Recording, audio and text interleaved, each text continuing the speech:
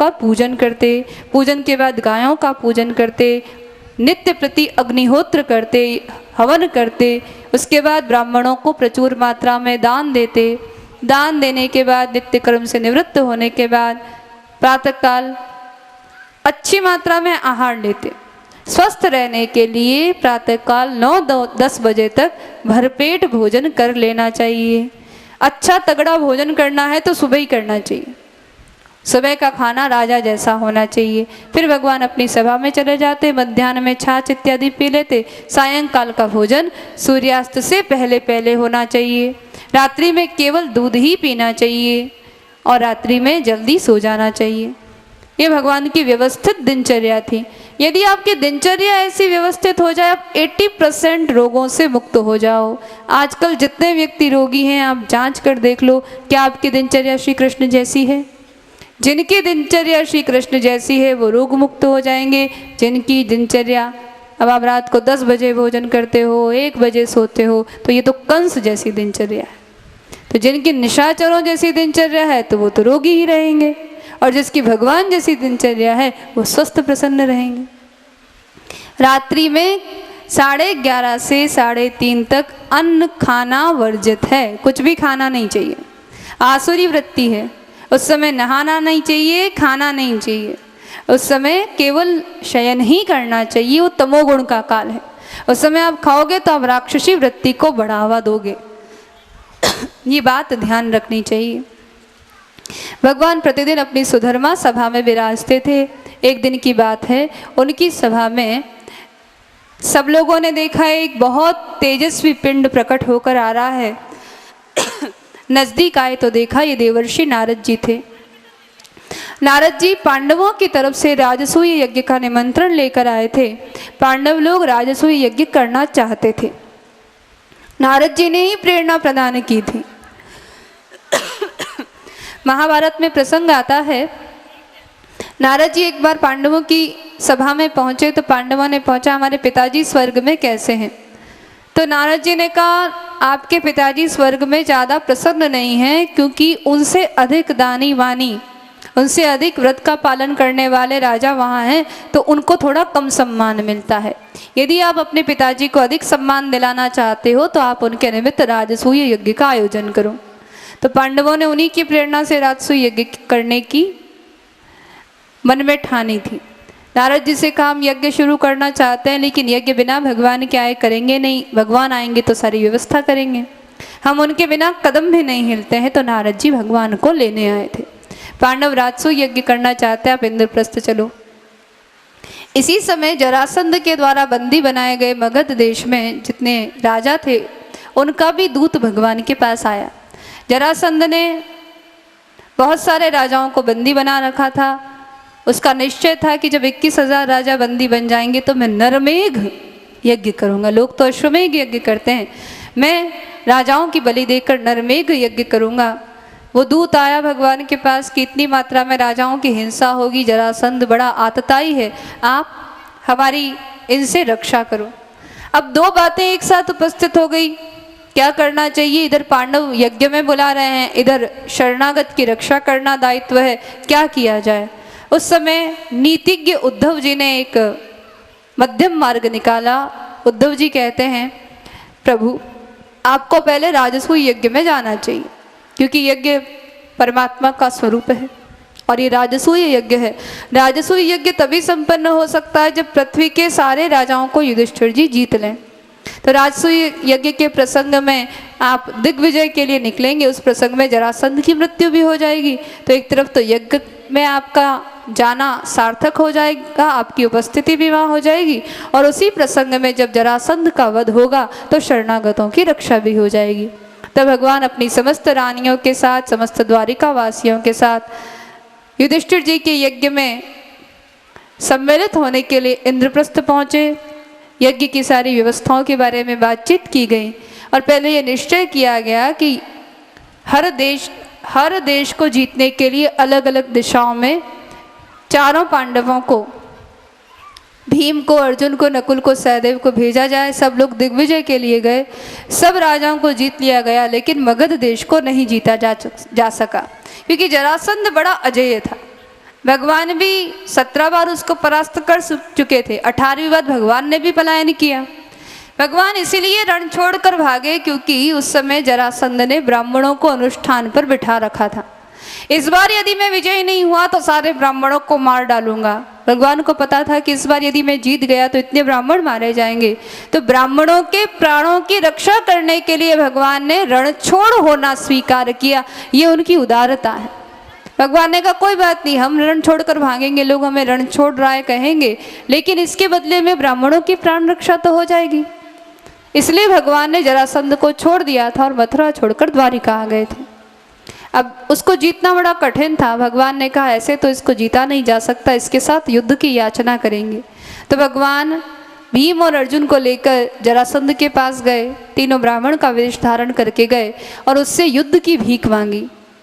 जरासंध ने देखा, जरासंध की सबसे बड़ी विशेषता थी कि वो बहुत बड़ा दानी था। प्रातःकाल जो भी उसके पास आता वो पक्का उसे दान देता था।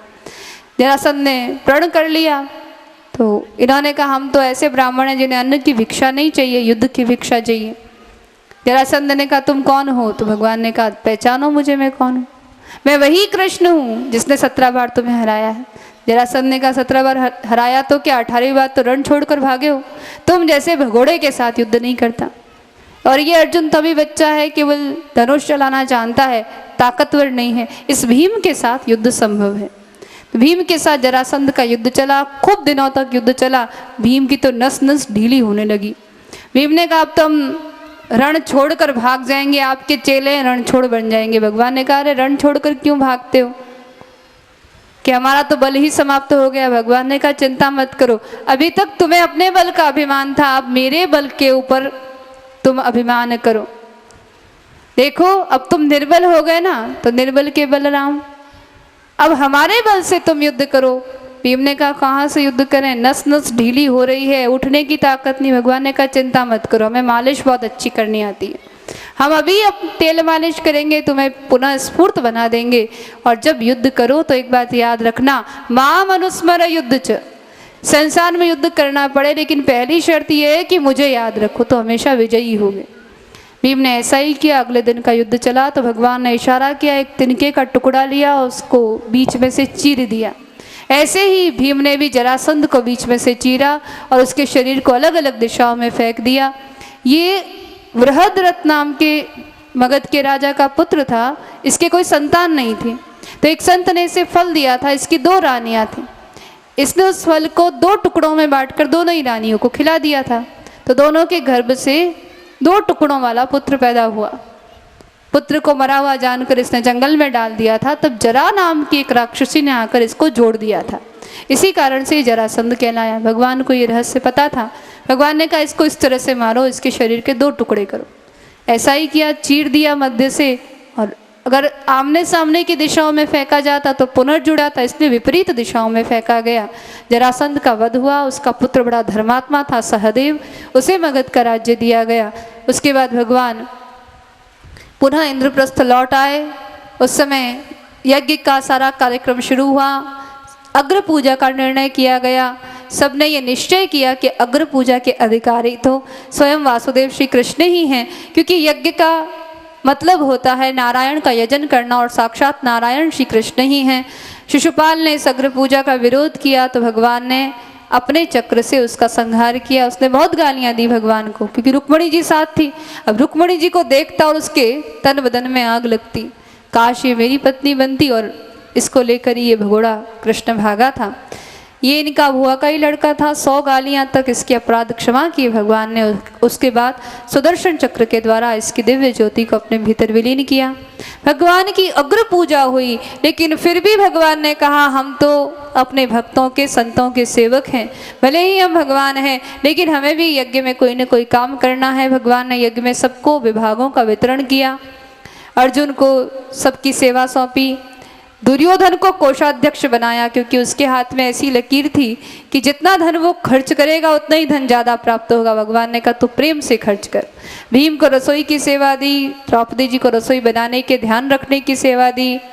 सहदेव जी को पूजा की, नकुल को आतिथ्य की और भगवान ने स्वयं भी अपने लिए एक सेवा रखी। भगवान ने कहा जितने भी संत महापुरुष यज्ञ में आएंगे हम उनके चरण धोएंगे और उनकी झूठी पत्तल हम उठाएंगे।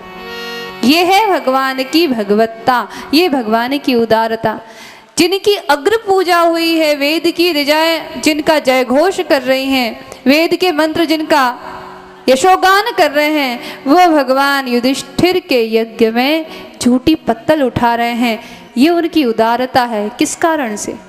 क्योंकि भगवान भक्तों के प्रति बहुत प्रेम रखते हैं। भगवान के लिए वेद मंत्रों का महत्व नहीं है, भगवान के लिए बड़े बड़े यज्ञों का महत्व नहीं है, भगवान के लिए तंत्र मंत्र की पूजाओं का महत्व नहीं है। भगवान के लिए महत्व है अपने भक्तों के, प्रेमी संतों के हृदय में विराजमान होने वाले उनके प्रेम का।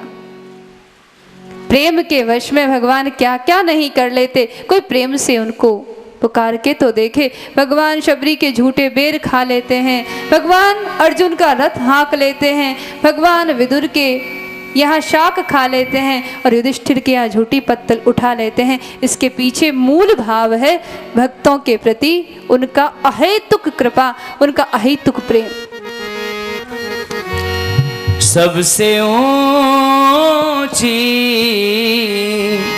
प्रेम सगाई, सबसे ऊंची प्रेम सगाई, सबसे ऊंची प्रेम सगाई। दुर्योधन की मेवा त्यागी, दुर्योधन की मेवा त्यागी, साग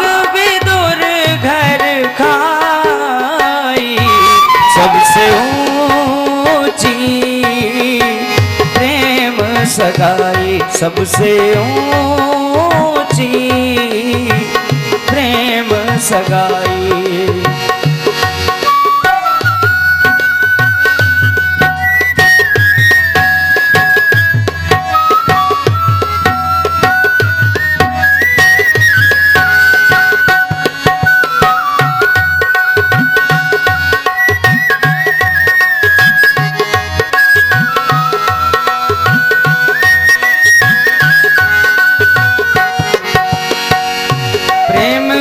बस नृप सेवा कीन्ही, प्रेम के बस नृप सेवा कीन्ही, आप बने हरि नाई, आप बने हरि नाई। राजसु यज्ञ युधिष्ठिर राजसु यज्ञ युधिष्ठिर कीन्हो, तामे झूठी उठाई। सबसे ऊंची प्रेम सगाई, सबसे ऊंची प्रेम सगाई।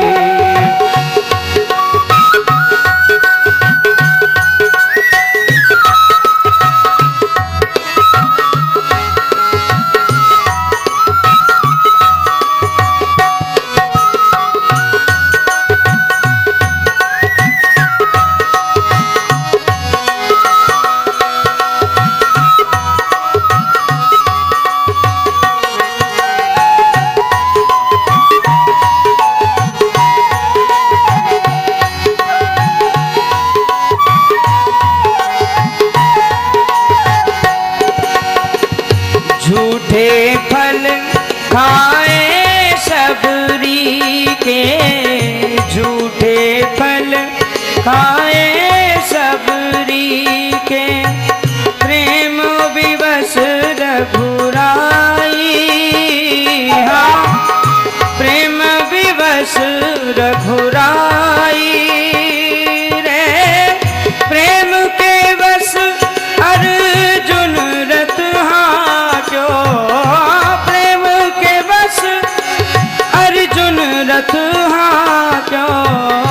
भूल गयो ठकुराई सबसे ऊंची, प्रेम सगाई सबसे ऊंची, प्रेम सगाई।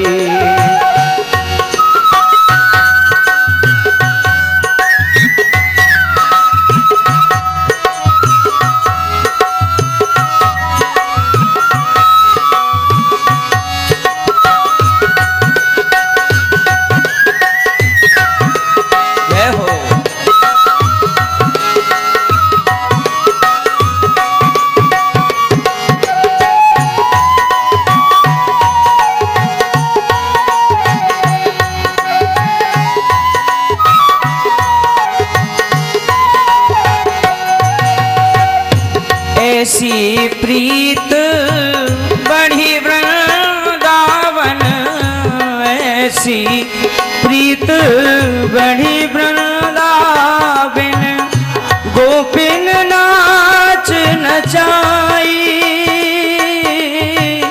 गोपिन नाच नचाई, सूर कूर कछु लायक नाही, सूर कूर कछु लायक नाही, कहला करो जी बढ़ाई सबते ऊंची, प्रेम सगाई सबसे ऊंची, प्रेम सगाई सबसे ऊंची, प्रेम सगाई सबसे ऊंची, प्रेम सगाई। बोले भक्तवत्सल भगवान की जय हो। भगवान के निर्देशन में संपूर्ण यज्ञ पूर्ण हुआ और इसी यज्ञ में महाभारत के युद्ध का बीजारोपण भी हुआ। दुर्योधन इंद्रप्रस्थ के जब सभागार में प्रवेश किया तो सभागार मैदानव के द्वारा बनाया गया था, विचित्र था। जल में थल और थल में जल का दर्शन होता था। युधिष्ठिर चल रहा था तो पानी नहीं था, फिर भी पानी समझकर कपड़े संभाल कर चल रहा था, और जहाँ पानी था उसे नजर नहीं आया तो चलने की कोशिश की वहाँ पर और पानी में गिर पड़ा। उसे देखकर द्रौपदी जी हंस गई, मानो व्यंग्य कर रही हूँ। युधिष्ठिर जी को अच्छा नहीं लगा, किसी को ऐसे देखकर हंसना ठीक नहीं है, लेकिन भगवान ने इशारा किया हंस मत, कुछ और कहे। द्रौपदी जी ने इशारा समझा कि हाँ कहना जरूरी है, इसको थोड़ा बुरा लगेगा तभी तो महाभारत का युद्ध शुरू होगा। द्रौपदी जी ने अपनी मर्जी से नहीं कहा, भगवान ने इशारा किया, और द्रौपदी जी को इशारा भगवान करते रहते हैं। सखा सखी का संबंध है ना। जब द्रौपदी जी का स्वयंवर हो रहा था, जब कर्ण ने धनुष उठा लिया था षड़संधान के लिए, मछली की आंख का भेदन करने के लिए, तब भी भगवान ने इशारा किया, तब भी द्रौपदी जी को कहना पड़ा मैं सूत पुत्र से विवाह नहीं करूँगी। यहाँ पर भी इशारा किया तो द्रौपदी जी ने कह दिया अंधे का बेटा अंधा। ये बात चुभ गई दुर्योधन को, और फिर शकुनी मामा ने षड्यंत्र रचा और पूरा उपक्रम ऐसा हुआ, महाभारत का बीजारोपण हो गया, युद्ध का आरंभ हुआ। बलभद्र जी को ये सब अच्छा नहीं लगा, संकट हो गया, किसका साथ दें। भगवान के भी दोनों ही प्रिय, इधर दुर्योधन समधी लगते हैं, सांब को बेटी ब्याई है, इधर ये तो सब पांडव तो प्राण प्रिय प्राण वल्लभ हैं ही। तो भगवान ने ये निश्चय किया कि हम युद्ध में निहत्ते ही भाग लेंगे, हम शस्त्र नहीं उठाएंगे।